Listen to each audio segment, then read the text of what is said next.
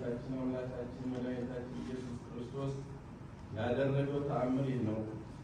በዚያን ዘመን በሀገሩ ሁሉ ላይ ስልጣን ያለው ዱዲያኖስ የተባለ እጅግ ብርቱ የሆነ የፋርስ ንጉሥ ነበር። በአራቱ ነገሥታት ላይ ስልጣን የነበረው የምድር ነገሥታት ሁሉ ከስልጣኑ በታች ነበሩ። ነገር ግን ፈጣሪውን የካደ እንደ ናቡከደነፆር ልቡ የደነደነ ነበር። ከዕለታትም በአንደኛው ቀን ቅዱስ ጊዮርጊስ ለንጉሡ ከእሱም ጋር ላሉት እጅ መንሻ ይዞ ከአገልጋዮቹ ጋር በመርከብ ተጭኖ ከነገሥታቱ ጋር ለመገናኘት ተነስቶ ሄደ። ቅዱስ ጊዮርጊስም ወደ ንጉሡ ከተማ በደረሰ ጊዜ ነገሥታቱ ጣዖታቱን ሲያመልኩ በፍጹም ትጋትም ዕጣን ሲያሳርጉላቸው ክርስቲያኖቹንም ሁሉ ሲያሳድዷቸው አየ።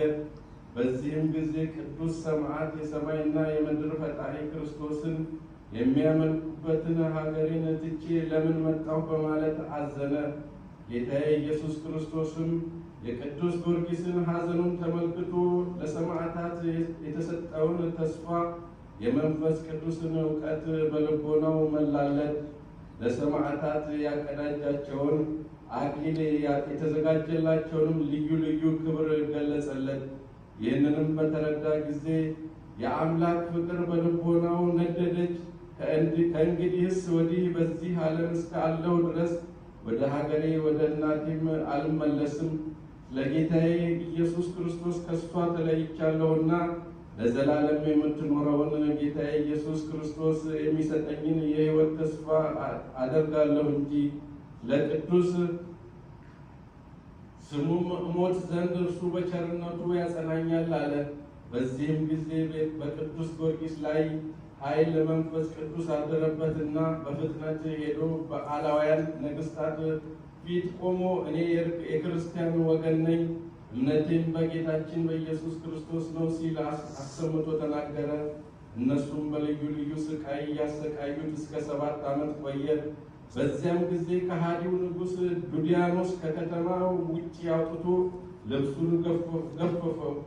ሽርጥ አስታጥቀው በእንጨት ላይ እንዲሰቅሉትና ዳግመኛ የዘንባባ እሾህ የመሳሰሉ 70 የብረት ችንካሮች ሰርተው ቅዱሱን በእነዚያ ችንካሮች እንዲቸነክሩት አጥንቱም እስኪታይ ድረስ እንዲቀጠቅጡትና ስቃይ እንዲያበዙበት አዘዘ።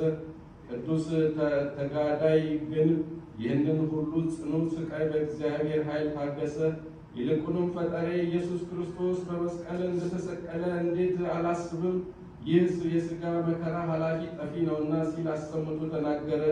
ከዚያም ንጉሥ ዱዲያኖስ ቅዱስ ጊዮርጊስን ከተሰቀለበት ያወርዱት ዘንድ አዘዘና አማካሪው ሰይጣን እንደመከረው በውስጡ ረጃጅም ችንካሮች ያሉበት የብረት ጫማ አሰርቶለት ቅዱስ ጊዮርጊስን አጫሙት።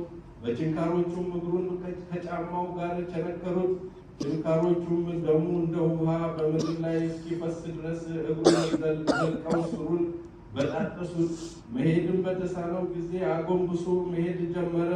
ከሃዲው ንጉሥ የቅዱሱን ሰማዕት ትዕግስቱንና ልቡ እንደ አድማስ ድንጋይ የጸና መሆኑን በተመለከተ ጊዜ ወደ ፈላ የብረት ጋና እንዲጨምሩትና አንጎሉም በአፍንጫውና በአፉ እስኪፈስ ራሱን በመዶሻ እንዲቀጠቅጡት አዘዘና እነሱም እንደ ትእዛዙ ባደረጉበት ጊዜ ሰውነቱ ሁሉ በደም ተጥለቀለቀ።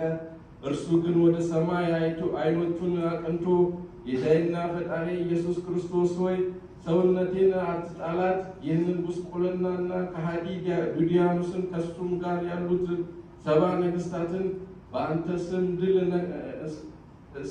እስከነሳቸው ድረስ ለሞት አሳልፈህ አትስጠኝ፣ በአንተም ስም ልሞት መጥቻለሁና እያለ ይጸልይ ነበር። ያን ጊዜም ጊዮርጊስ ሆይ እኔ ከአንተ ጋር ነኝ፣ ጽና፣ በርታ የሚል ቃል ከሰማይ መጣ። ከዚያም የእግዚአብሔር መላእክት አለቃ ቅዱስ ሚካኤልን ላከለትና የሚያስጨንቀው መከራ ሁሉ ከጻድቁና ከቅዱሱ ሰማዕት ጊዮርጊስ አርቆ